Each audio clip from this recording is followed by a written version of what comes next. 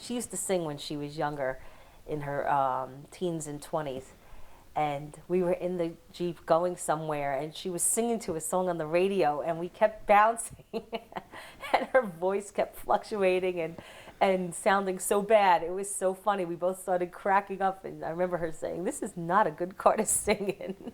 So I laugh at that because it was just one of those moments where she was singing, and at the same time we both realized how, I'm thinking, boy, she sounds terrible, and she realized she sounded terrible. And we looked at each other at the same time and realized, like, okay, you're bad. Like, it was funny at the time, because no words were even spoken. We just looked at each other and started cracking up because she sounded so terrible. My parents have always been very religious people, and growing up, going to church every Sunday was something that we did, and on holidays, going to the cemetery was always something that we did to pay respect to the family members that have passed on. And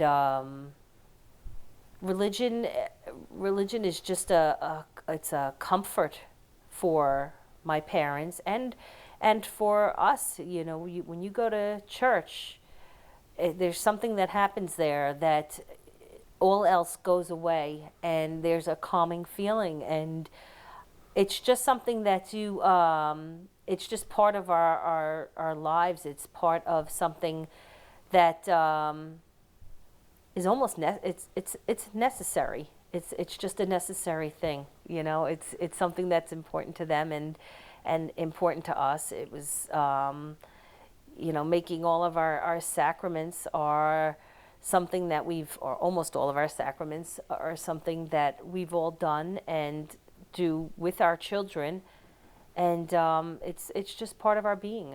Religion is important to all of us. It's a guidance that everybody needs, whatever their religion is. Religion is it's a way to steer you in a direction that, hoping that you'll make the right choices when you need to make choices.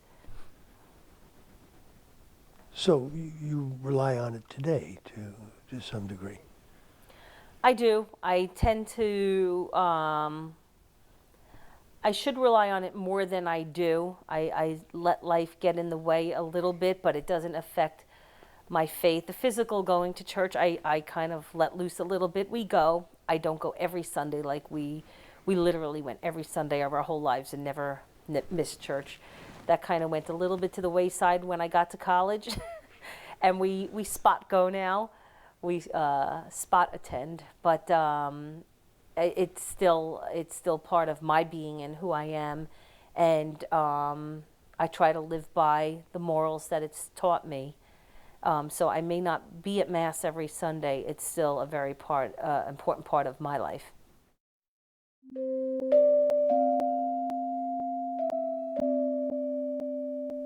Ninette is obviously the oldest sister, and Ninette was kind of like the leader of the four kids, the ringleader. That's probably the best scenario or the best description. Ninette always had a tough facade. She was an athletic person. She was bright. She was good in school. And she was a confident person. And we got along. We kind of listened to Ninette. I remember one time, we must have been, I don't think we were high school. And Ninette was angry at my parents for something. And somehow, I don't know if everybody else was angry too, but somehow she convinced us all to run away from home because we had it so bad.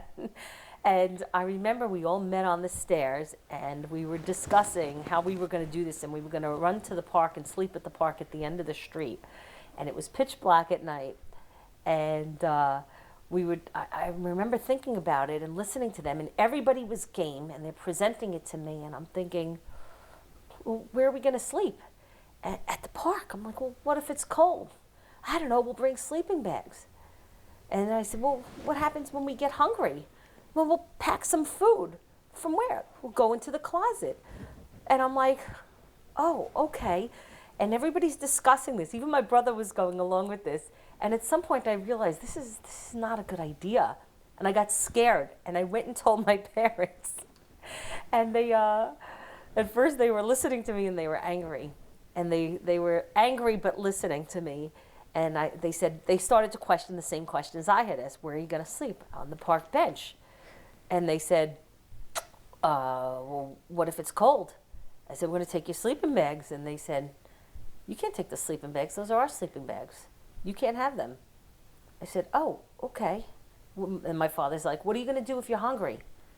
I said, well, they said we could take food from the closet. That's our food. You can't take it. And suddenly I realized this was really going south. This is not a good idea. And I went back to the stairway and I told everybody, and we pretty much aborted the plan. We dropped it. And it was just one of those stupid kid things that you laugh about later on, like how we were all going to run away from home because we had it so bad. But Ninette was the ringleader in that, I believe. But anyhow, that was her personality, and you know. Did the two of you do a lot of things together? I mean, it's the two sisters. Not so much, because she was 3 years older than me. So, I mean, we were on the softball leagues together. We were all in camp together. But there became, a separation, because by the time she was in high school, I was still in middle school. And by the time I got to high school, I was a freshman and she was a senior. So that's, worlds apart. I mean, we'd talk in the hallways and stuff like that, and a lot of her classmates would tease me because they used to think I looked exactly like Ninette. So they used to call me Little Ninette.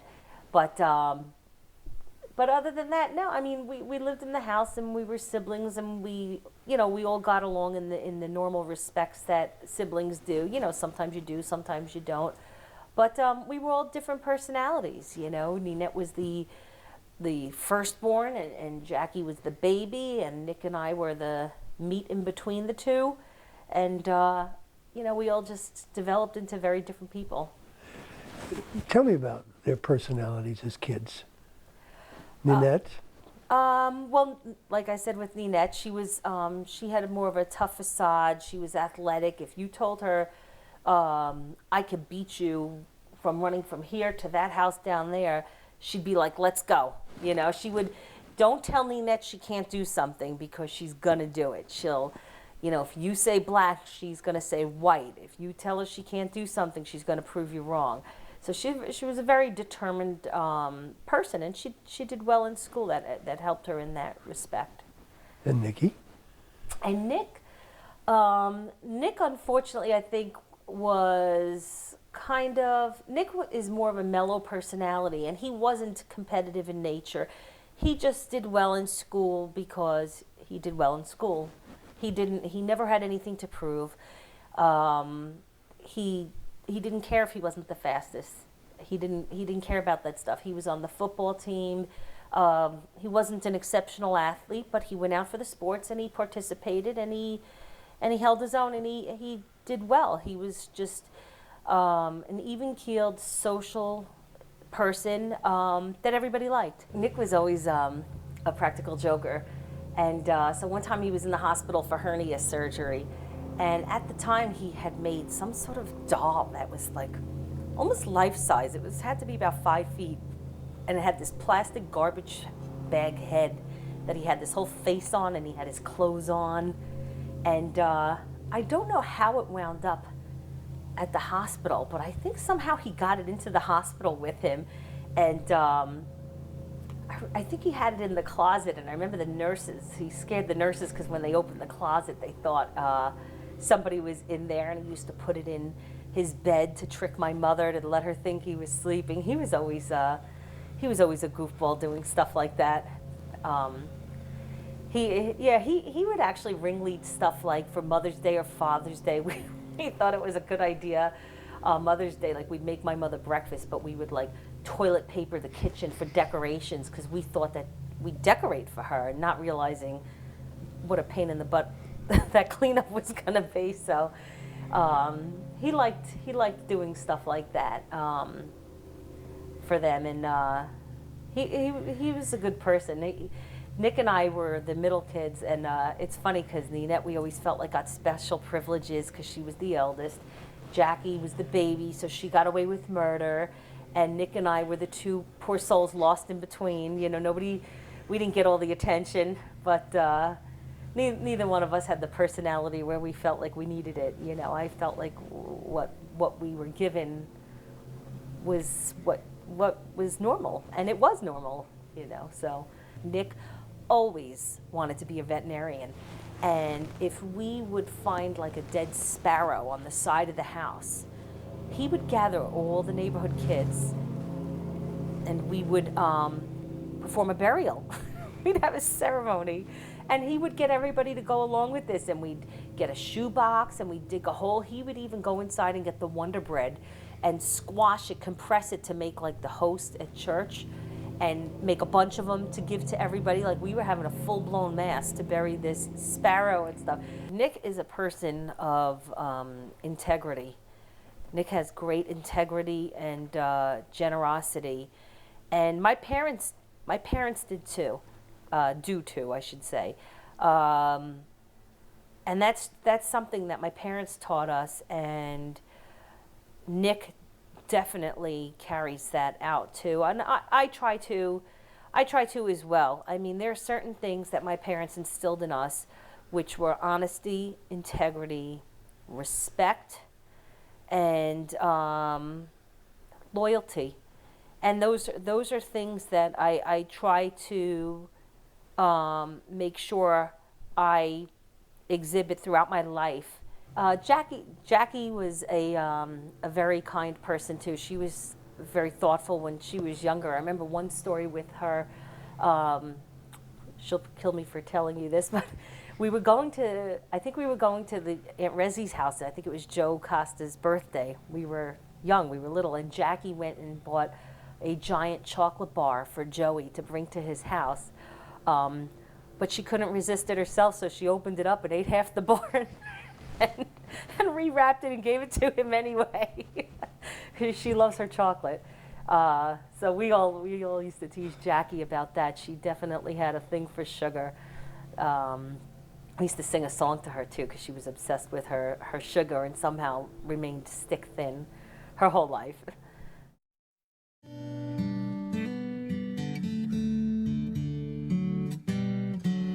I feel like I learned a lot. I learned a ton from my parents.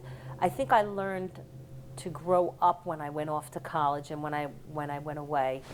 And my brother went away too. And Ninette went away. She was stayed on Long Island. And Jackie went away for a short time, but then came home and went to school on the island. And I just felt like my exposure to different people all over the country was a huge learning experience for me and gave me an incredible appreciation for the life that I grew up and what my parents have provided for me. That's where I think I learned to not take things for granted. I had wealthy friends and I had friends that were very average, and I had friends that really had good heads on their shoulder that maybe didn't have a lot provided for them, and it made me realize that I was a very lucky person. And I remember at one point in college, I realized all my friends had jobs. A lot of them were on work-study programs and stuff. And I remember calling home and asking my father, can I get a job? Because all my friends had jobs, and I thought, maybe I should have a job. And he said to me, no, you can't. He said, I am spending all this money to send you to college. Your job is to pass and to get good grades and to concentrate on your studies. I don't want anyone telling you that you have to work this night shift or work late at night, and what if you have a test the next day and you can't get in the studying that you need to? So your job is to get through school and do well. And I realized how lucky I was. I know my parents paid for my college, and a lot of, from talking with my friends from here and there, I know a lot of them had student loans, And I knew I was very lucky that I didn't have that and wasn't going to have that. I had parents that were giving me everything. So when I was away, it learned, I learned to appreciate everything, and coming home for holidays and stuff, being away. I was 10 hours away, so I didn't come home on random weekends. I only came home on designated breaks. And at that point, you're gone from your family for a good 4 months, and it gave you time to miss everybody. So when a holiday was coming up, it was so exciting to come home to see everybody. By the end of the break, it was so exciting to go back. Not because I was sick of my family, because then I was missing my college friends.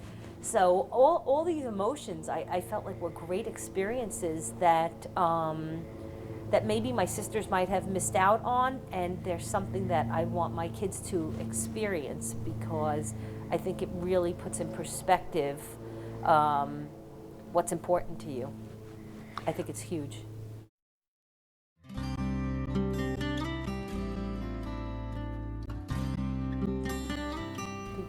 I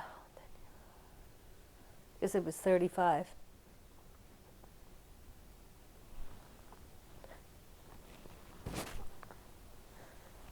It's going to be hard to talk about.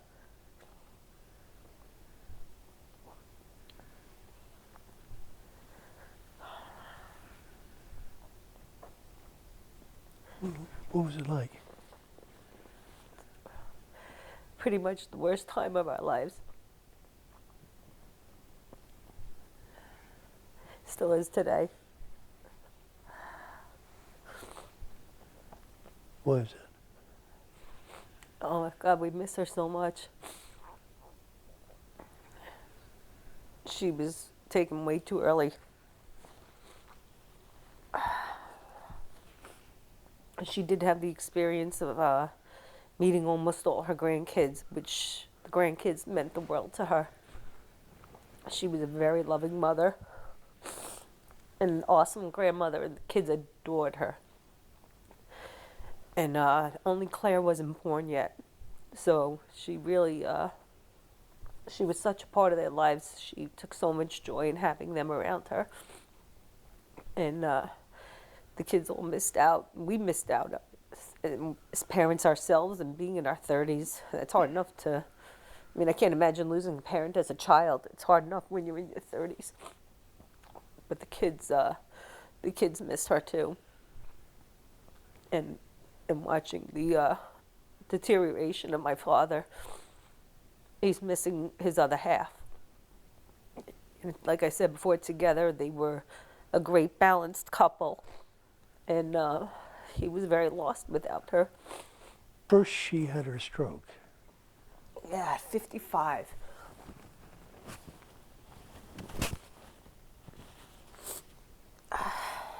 And how did that feel then? Oh, it was horrible. I remember they were on vacation. That was a nightmare. They were on vacation, and they were on the beach with friends, and they were in Mexico. And like my parents didn't vacation much. When they did, it was always related to a medical convention of sorts, and they would go with a few of their other physician friends, and they maybe did it once a year. And they were on the beach, and apparently my mother started slurring, and I don't know if she wasn't able to walk or whatever, but getting that call was the nightmare. So they brought her. She ended up.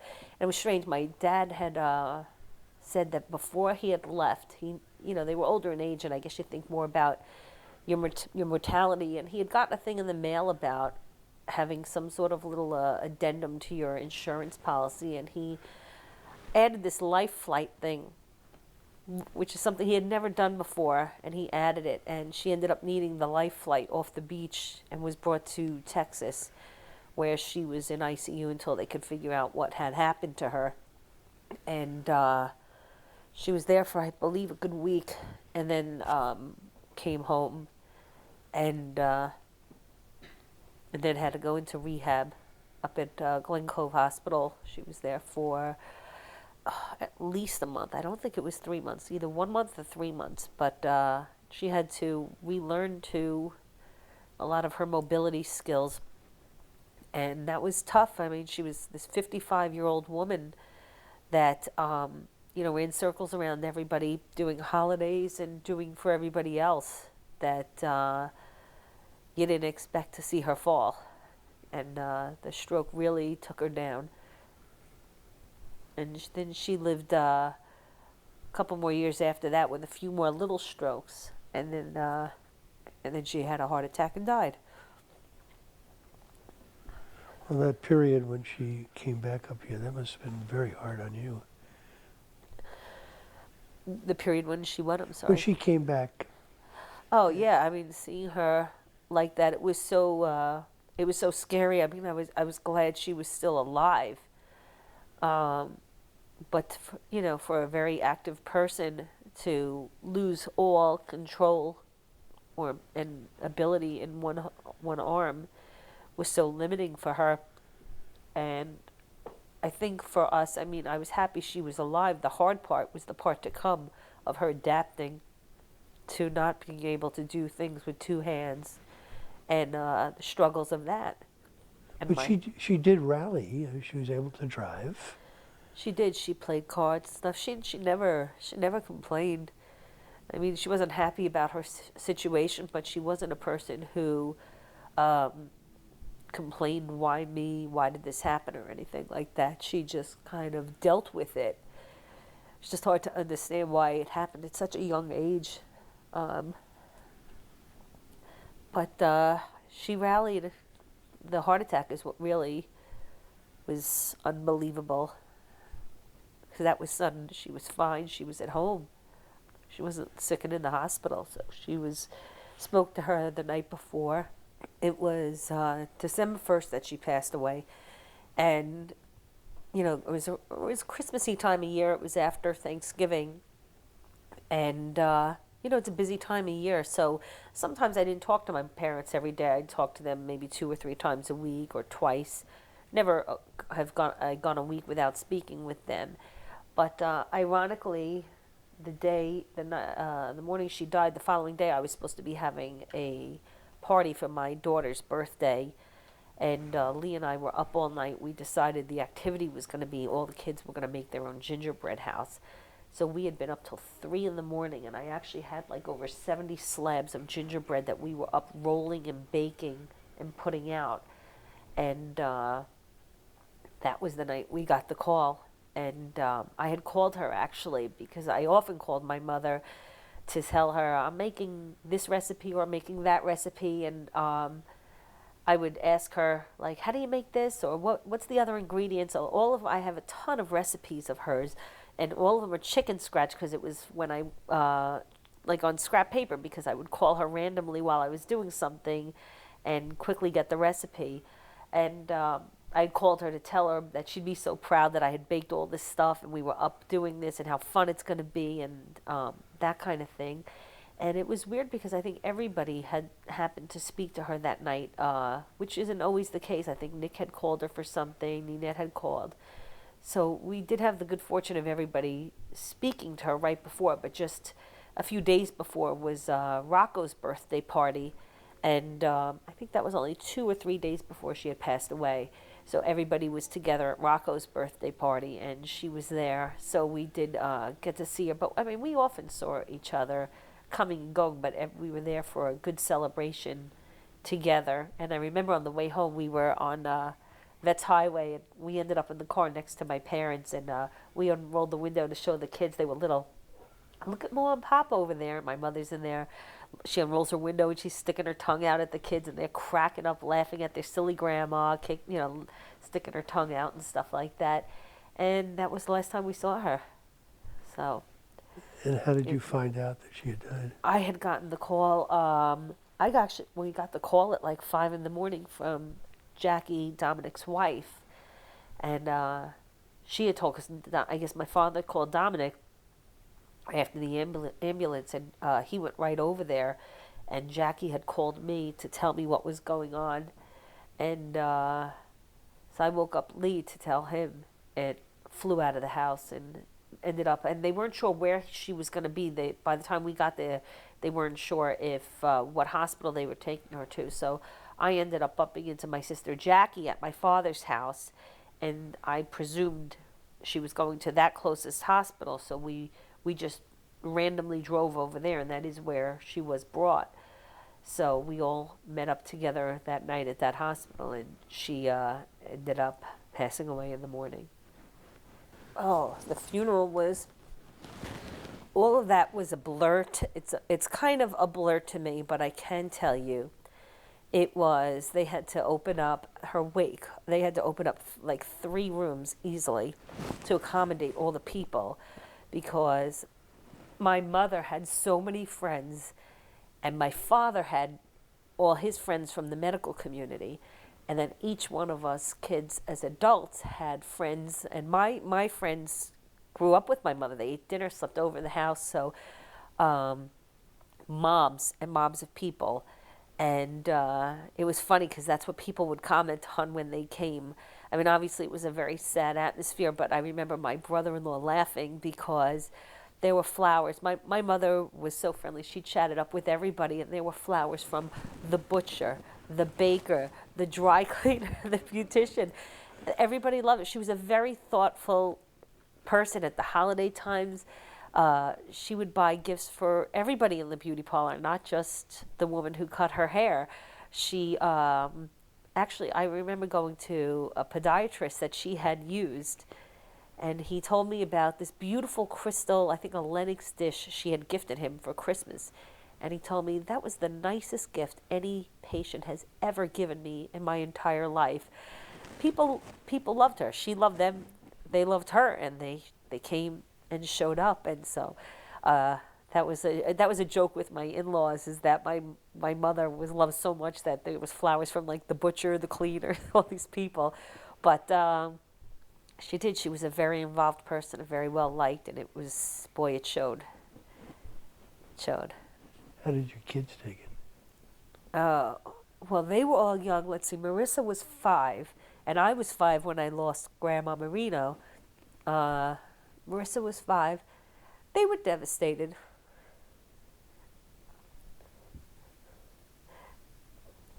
They would see see me cry all the time. So they would cry all the time, and they always associated every sad event with my mother. Anytime we could be watching a sad movie, and it would bring up memories of my mother and stuff like that. And but we kept her memory alive, tell a lot of stories about her, and they would remember that. They still do. They value a lot of pictures of her holding them and stuff like that. They have them hanging in their bedrooms, but they miss her. It was the morning after my mom had passed away, and my husband and I were in bed, and Marissa had come into bed with us. And we're laying in the bed, and we have a big atrium window, like a big arched window in the bedroom. And while we're laying there, she's looking out the window, and all of a sudden she picks her head up and she said, "I think I just saw Moore go up to heaven." That was probably one of the most crushing yet beautiful things I could have heard her say. That coming from a 5-year-old about her grandmother. And Elena was in a dance at the time, and they played her dance routine was The Fox and the Hound, and they play this one song that it's the scene where the woman has to let the dogs go, and they bring them to the woods to let the animals go away. And my kids always associated that as a very sad part of having to get rid of their pets. And Elena was in the dance class, and she would run out crying in the middle of this routine every time. And she would just say, "I'm so sad about Moore. I'm so sad about Moore." And I realized what the song was, and it was this sad part of The Fox and the Hound. And it just brought up such sad memories that she just associated it with my mom.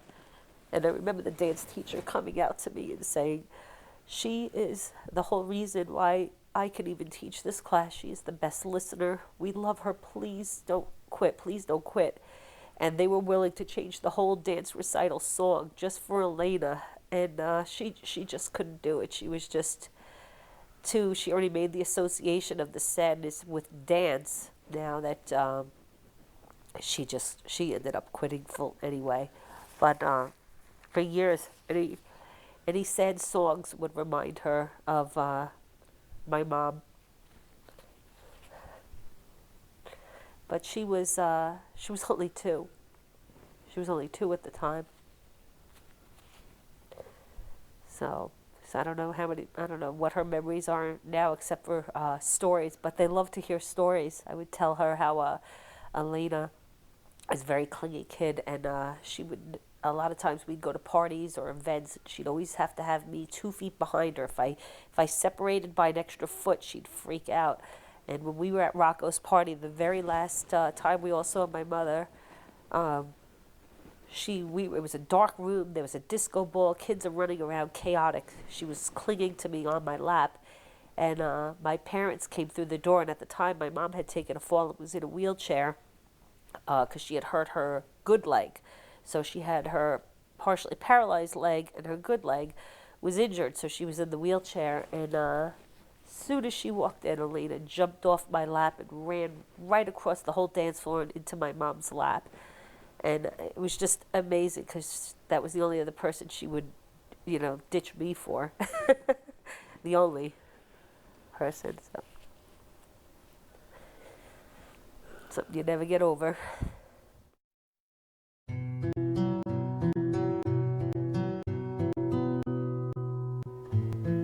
Tell me about Rosette as a young woman. Did you date a lot? Did you get out there a lot? No, actually, I didn't. I didn't. I remember having a first boyfriend in camp. And I think it was 8th grade going into 9th grade, which really wasn't, you said it was your boyfriend, but just kind of saw him around the camp. And I remember Ninette actually getting angry with me saying, I heard you have a boyfriend. You're not allowed to have a boyfriend. I'm not allowed to have a boyfriend yet. And I think that was my first boyfriend. I think the last day of camp, I macrame'd him a bracelet and gave it to him as the goodbye. That was my boyfriend.